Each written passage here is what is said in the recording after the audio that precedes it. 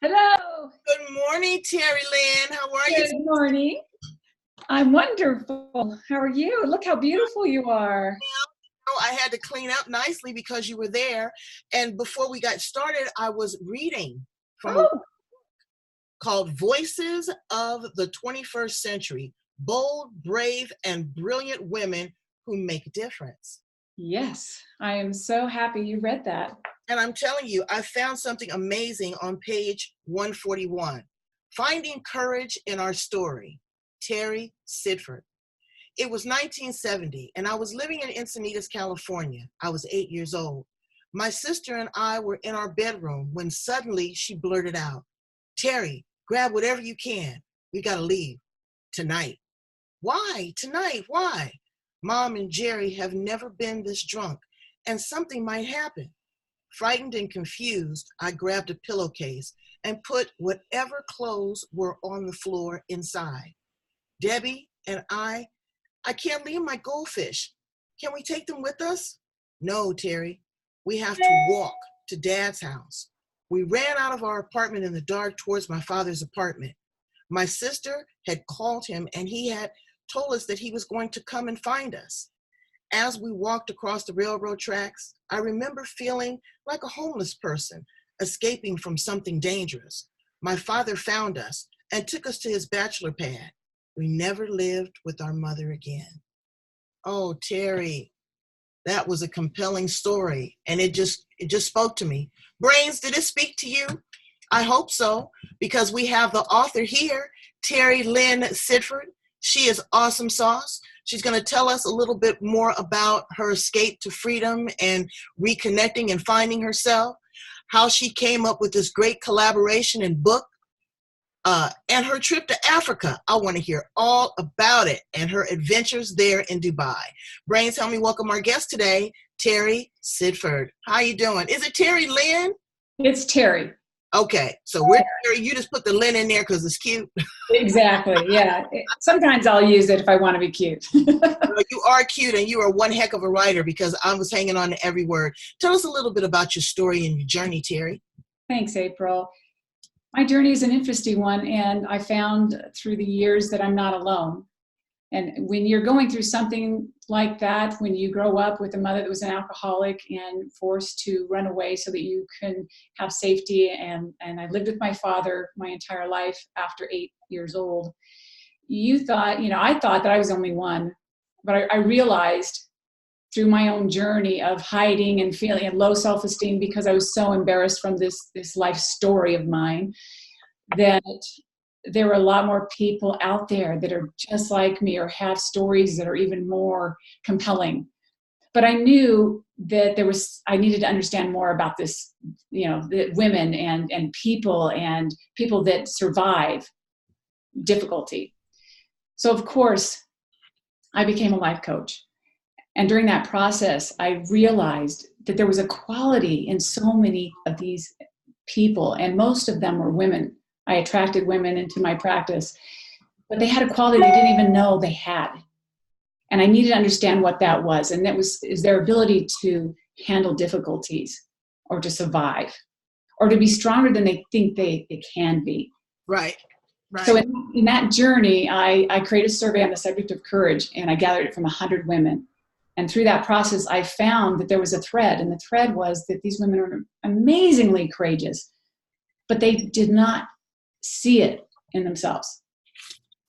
Why do you think that they didn't see it in themselves? Is because their emotions were so suppressed, that they had a lot of shame associated with it, that they have been dumbed down by others, people didn't listen to them? Or was it fear? Or is it a combination of all of those things? I think it's a combination of all of those things. As women, we feel that we need to be strong, and we just do what we need to do. Right. So we're kind of embarrassed. Hell. Right. That's right. We get it done. That's why we're taking back over the planet. I tell women all the time, okay, this is what you have to understand, female brains. Okay, this is a totally different sphere that we're in. You know, our female energy is coming together with rage and with force. We are about to take back over the entire planet. We don't want just our legislator. We don't want just our household. We want the Mickey Fricky entire planet back. Okay? Absolutely. And we're going to do it, and we're going to do it right if and when we can remove the isms. Yes. Sexism, the racism, the classism, the stereotypes, the gender inequality, all of that. If you just change it from a male to a female, you're not doing the work. I want women to get in and do the work. And that's what you're doing with your team, you know, that you coach. Tell us a little bit about your coaching, Terry.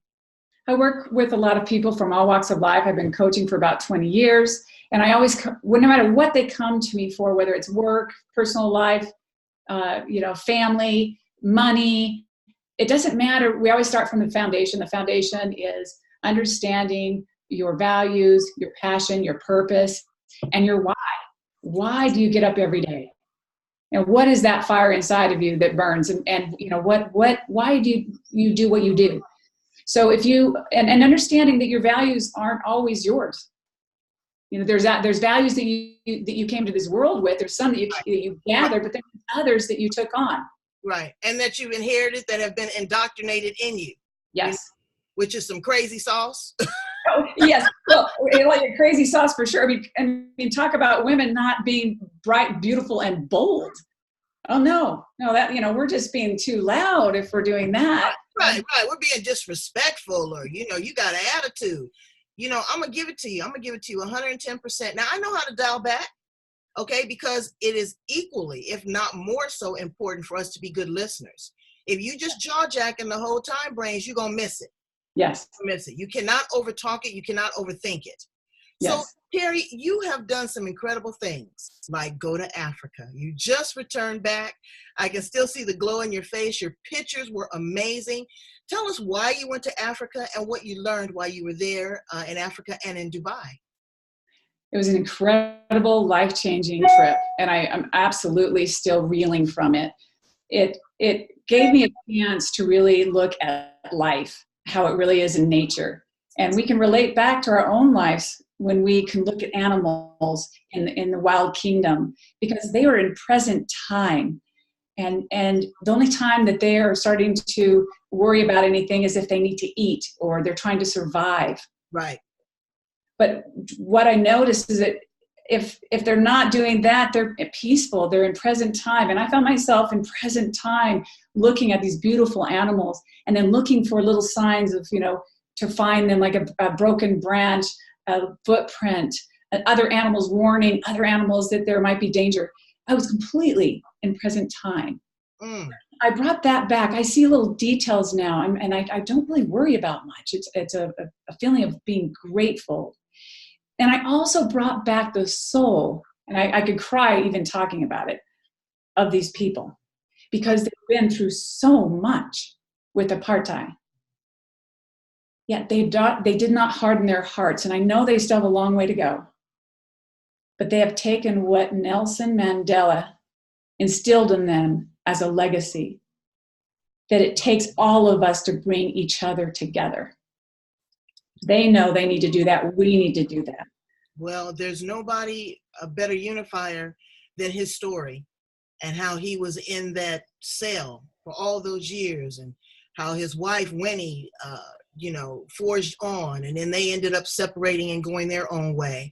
And then his death, he was definitely a man of much wisdom and grace. So you got an opportunity to visit the people of South Africa. What did you find unusual about them? And what was something unusual that you ate while you were there? Oh, that's easy to answer. The eating part is easy to answer. I ate some camel ice cream and ostrich meat, which was like a steak. And really? I know for those that are vegetarians, that might not sound so great, but it was really good. It was really good. So the camel ice cream, was it made from camel milk? Milk. Yeah, camel milk. It says the best milk that you can drink for you, supposedly. But it was great. And then what I took away from the people that was unusual is what your question was. Just this peacefulness, knowing that they've been through so much, and then their smiles would melt me. And I realized I wanted to bring that smile back. I'm practicing. how can I smile to a stranger like they have smiled to me? Right, right. So that felt like unusual, sad but true. Did that give you inspiration to write even more? Yes, I've already started my newsletter or my blog on my experience because it is so life-changing, and I really want to keep that in my soul and in my being and bring it to wherever I am facing and here in America. And I do believe, like you, April, I know that you know that one person can make a difference. They can. Yes. They really can. And they can create chaos too, but we ain't gonna talk about that. Yeah.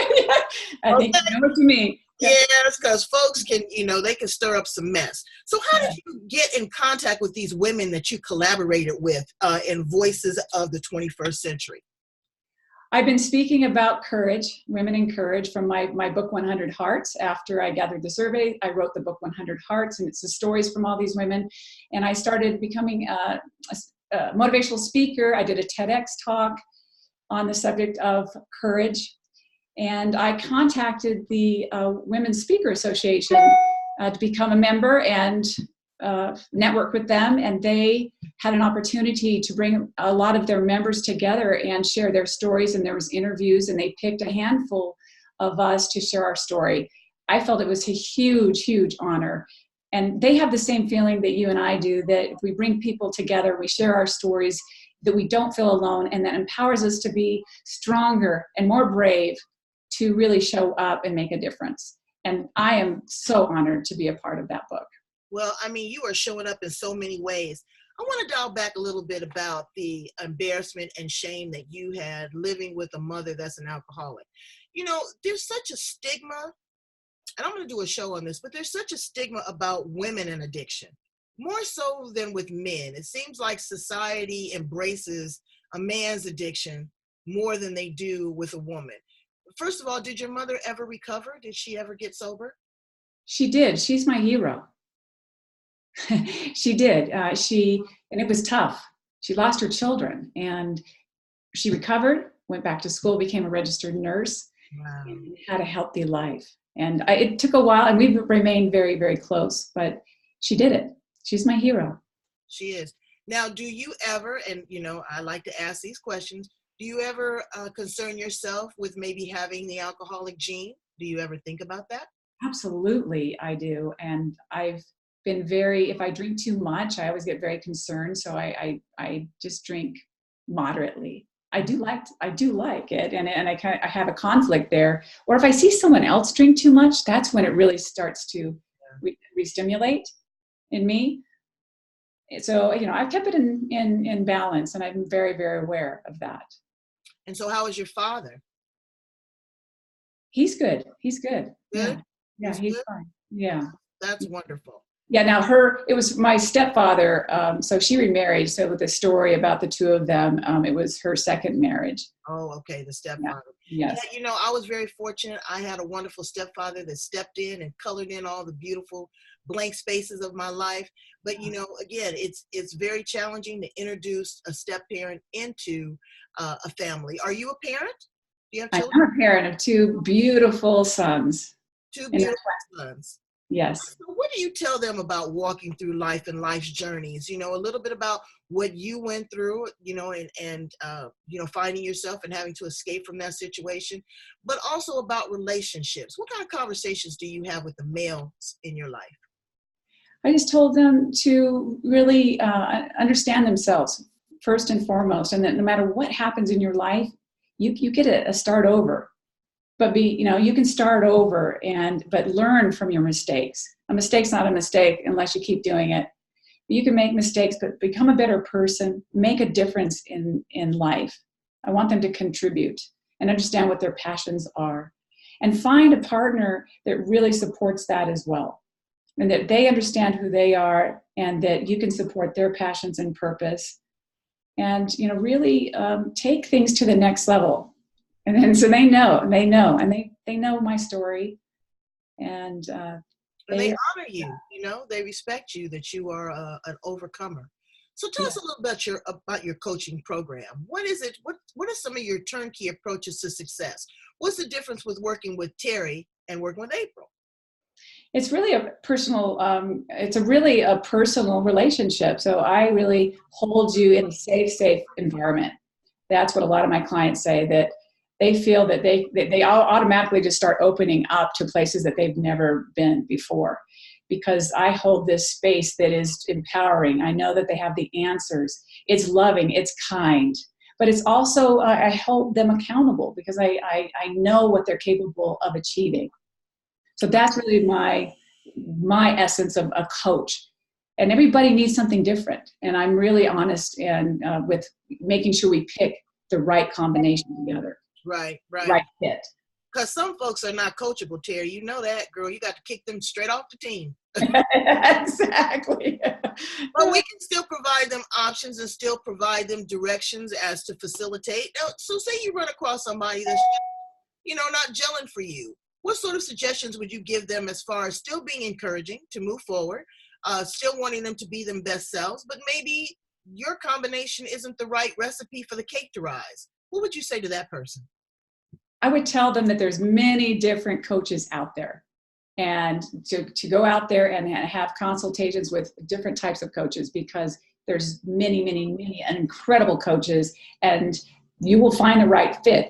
If you're just really stuck in the past and you can't get in the present time to move to the future, or really live life in present time so that you can create your future, then maybe they can look at counseling or therapy. That's probably when that might need to come into play. Right, because you might need a little bit more talk therapy, or you might need a little blue pill. Ain't nothing wrong with it. Sometimes you got to get the edge off, as long as you do it responsibly and under the doctor's control. You might need it. There's no shame associated. Get whatever you need to make yourself feel better. Exactly. Talking about feeling better, you live in Utah. Yes. Do you ski? I do, when it's a sunny and warm day. I grew up in San Diego, where you're at. I know, girl, and I pour the cocktails in the lodge. I used to ski. Well, I can't do it anymore. But what is it like living in Utah? I love it. It's beautiful. The air is so crisp and so clean, and it's just really a beautiful state. It's gorgeous. There's so much here. There's the south, you have Red Rock and it's warm, and then up here you have the mountains and we have skiing, biking, hiking. It's stunning, and there's a lot of wildlife, and I love wildlife. I love nature, and I see it every single day. I see moose going through our yard, and it's just a gorgeous place. It does get cold, but it's still pretty. Well, pretty and cold, it makes for a recipe for great cuddling and canoodling. So how long have you been married, Terry? I've been married 15 years, a second time around, and it's been a beautiful journey together. And so what was that like under the stars of the African sky there with your man and the wildlife? And, did your inner she-ro just come out, girl? Oh, yeah, absolutely. I'm so glad that you asked that, because there was one moment where we were in the truck and we stopped and looked up at the stars, and the location of the stars are different because of where we were at. And then there was a full moon as well. So it was magical to see that, it made you realize that you really are in a different part of our planet, but we all still could see the same moon. It was magical. Yeah. And romantic. Yes. I know. I love that. Me and Mr. Magnificent love to cruise, and he was in the Navy, and he teaches me so much about, how to look at the stars and tell where you are and look out and see if you're looking for aliens and all this kind of great stuff. So traveling with a person that you love is so powerful. It is. Where are you traveling to? Where do you see yourself in the next 2 or 3 years, Terry? Everything is just a bonus for us. We'd like to go to Asia, maybe Thailand. Love it. Yes. So we're thinking Thailand. That's just calling for us right now. And maybe Bali, something like that. Yeah, it's going to be good. And then if you're really courageous, you can go ahead and get you one of those tattoos. Exactly. They do it with the pin and the stick. Oh, that hurts. I know it's even more painful than regular tattoos, but I'm a she-ro, honey. You can take it all. You have overcome a lot in your life, So I thank you so much for being here on The Edge with us. I mean, you are just a wealth of information. Is there anything that you'd like to share with our brains before we conclude today's interview? Thank you, April, for having me, first of all. But, I think this platform to let people know that no matter what your story is, It doesn't have to define you, and you can start recreating a new story of your life. And then we all need to come together. And that's really what I want everyone to know from my experience, my own life, and from traveling and my books. So let's come together and make a difference. And thanks so much. And you can contact me, find my information on coaching, speaking, books at Terry, Terry.Sidford, I'm sorry, it's just Terry Sidford, TerrySidford.com. It's a great read, and the other stories in here are equally compelling. You've done a great job, and I thank you so much. All of her information, brains, are going to be down at the bottom. I want you to watch this on the watch party. I want you to share it all over the planet with your friends. We have wonderful, engaging, powerful, thought-provoking, innovating, motivating, game-changing conversations right here on The Edge between me and Terry and a host of other brains. Go back and subscribe, okay? That's what we want to do. We want to raise the numbers. I want you to be pinged and dinged every time someone new approaches The Edge. Thank you so much, Terry, for being here on The Edge. Please come back, keep us informed on your travel. Maybe you'll start a travel blog too. Absolutely. I would love to do that. Thanks for having me. All right, and thanks for being here, brains. Have a good day, okay? You know I'm counting on you, okay? I can't count on nobody else. Bye, guys.